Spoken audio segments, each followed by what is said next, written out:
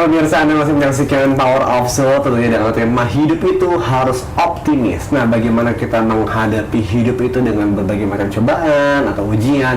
Kita harus bisa bersabar, harus bisa bersikap tenang, dan harus bisa bertawakal atau 3B. Tahu 3B? Berusaha, berdoa, berserah. Nah, itu dia tepat sekali. Nah, ngomong-ngomong dengan itu Ibu Cicung, saya ingin bertanya dengan mengenai penyakit yang Ibu diderita itu mungkin sungguh luar biasa Ibu ya.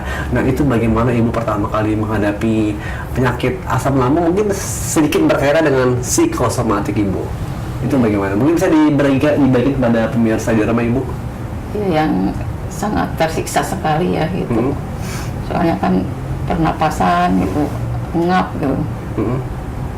Pokoknya mah nggak ada bandingnya lagi. Pokoknya mah iya. Pokoknya serba iya, makan nggak enak gitu, iya. Mual. Nah itu Ibu waktu itu proses penyembuhannya kurang lebih berapa lama Bu dengan Pak Ustadz? Dengan Pak Ustadz 5 kali terapi ya. Alhamdulillah 1 kali terapi udah ada hasilnya, nggak begitu nyesek ya. Udah dirasakan enak gitu ya. Kedua, ketiga udah normal. Masya Allah, benar-benar udah alamin. Sampai sekarang udah nggak kambuh lagi. Alhamdulillah Ibu, jadi insya Allah doa Ibu dan doa Pak Ustadz dijabah Ibu ya. Sangat banyak terima kasih ya Pak Ustadz. Saya bisa sembuh lagi, bisa bekerja lagi. Alhamdulillah gitu. Tadi memang sangat mengalami kendala Ibu ya buat aktivitas Ibu ya. Iya. Badannya turun kan 60 kilo Ibu, jadi 45. Tapi masih gelis pisan gitu ya, paling gelis cantik Ibu. Ada SMS masuk nih Ibu, ada Pak Ustadz, saya bacakan dulu di layar televisi Anda. Silakan SMS-nya bisa langsung dimunculkan di layar televisi Anda. Assalamualaikum warahmatullahi wabarakatuh. Saya sakit jantung koroner, pasang per 8 buah dan hipertensi. Oh iya, maksud kami pasang per pemirsa, 8 buah dan hipertensi, juga diabetes. Mohon bantuannya dari Haji Amir. Nah, mohon nih Haji Amir dicantumkan juga alamatnya di mana ya. Jadi ini Pak Ustadz, jantung koroner, pasang pen, 8 buah dan hipertensi Pak Ustadz. Ya, Assalamualaikum warahmatullahi wabarakatuh, Bapak Haji Amir. Tadi sedikit saya baca ya soal gangguan di jantung sampai digunakan pen 8 biji begitu. Begini, saya melihatnya yang harus dicegah itu justru gulanya Pak ya, karena diabetes Bapak inilah makanya akhirnya mengganggu saluran di pembuluh darah di daerah jantung. Jadi gula ini harus diperhatikan ya, harus betul-betul dipantau gulanya, itu yang pertama. Nah, gula itu kalau kita lakukan obatnya, kita minum obat dengan baik misalkan gitu, tapi pikiran kita stres, dia akan naik terus ya, walaupun kita hajarnya obat tiap hari, kita makannya bagus ya, tapi pikiran kita stres, itu gulanya naik tuh.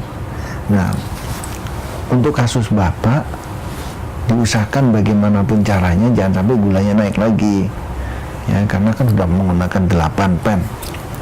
Jadi dijaga jangan sampai gula naik, itu dengan cara harus dihilangkan tuh stresnya. Nah, kami di Power of Soul biasanya untuk kasus seperti ini, yang pertama kita cek langsung tingkat stresnya. Jadi daerah kepala yang tegang itu langsung dihajar pakai energi supaya dia segera turun tuh energi di daerah kepala ya, turunkan, dihajar pakai energi itu diturunkan paksa tingkat stresnya. Nah, baru kita lakukan terapi di daerah pankreas ya. Kalau ini sudah kita lakukan terapi di daerah pankreas, nah baru kita periksa daerah jantung ya, daerah asam lambung kita periksa. Tapi yang pertama dilakukan adalah penurunan tingkat stres di daerah kepala supaya jangan sampai gulanya naik. Nah, ini akan mengganggu kerja daripada saraf di jantung.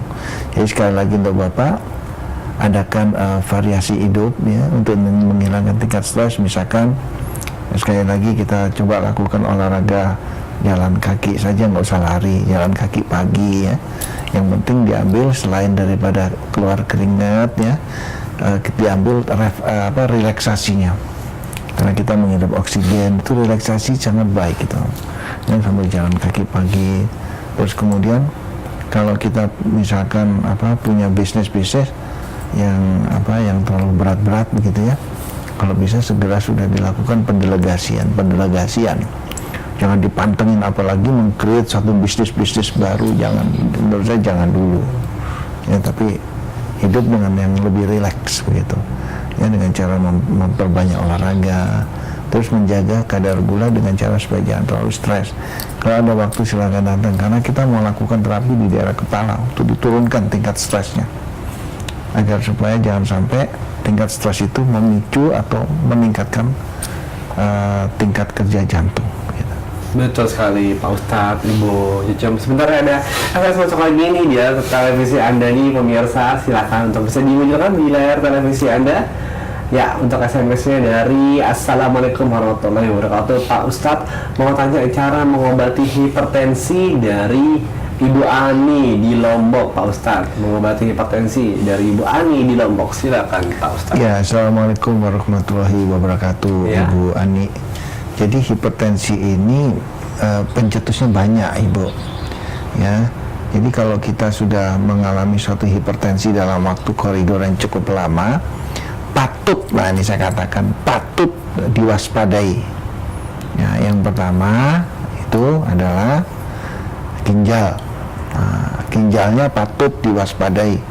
Jadi kalau tingkat hipertensi kita naik terus nih dalam waktu yang cukup lama, ginjal tolong diperiksa, ya, kreatin, urin, jangan lengah di sana.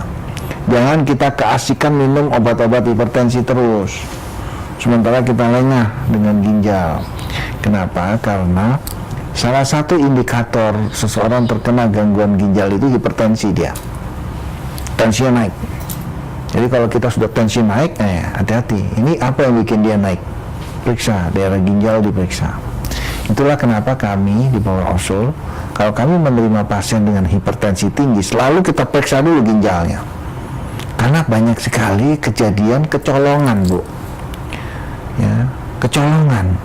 Jadi tahu-tahu ginjalnya bek aja, mengecil aja, kempes aja. Padahal sebelum kempes itu, si ginjal ini sebenarnya sudah memberi sinyal lewat hipertensi. Gitu. Cuman karena si penderitanya asik beresin hipertensinya, ini si ginjal yang ngasih sinyal ini tidak ditanganin. Tahu-tahu bek aja begitu. Nah pada saat bek, nah baru si penderita bilang, ini karena hipertensi ginjal saya terganggu. Terbalik. Kalau menurut saya terbalik.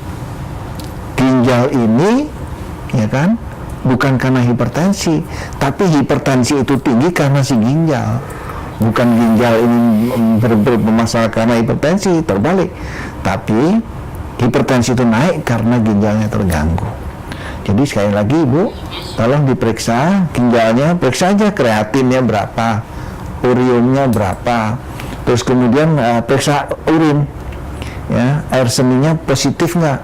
Kalau positif berarti terjadi kebocoran di daerah ginjal. Caranya gampang melihatnya. Kalau pipis, lihat airnya berbusa nggak. Kalau udah kita siram busanya masih ada, nah itu patut dicurigai air seni kita mengandung protein. Kalau mengandung protein berarti terjadi kebocoran di daerah ginjal. Jadi sekali lagi, selain dari hipertensi tadi, perhatikan ginjalnya.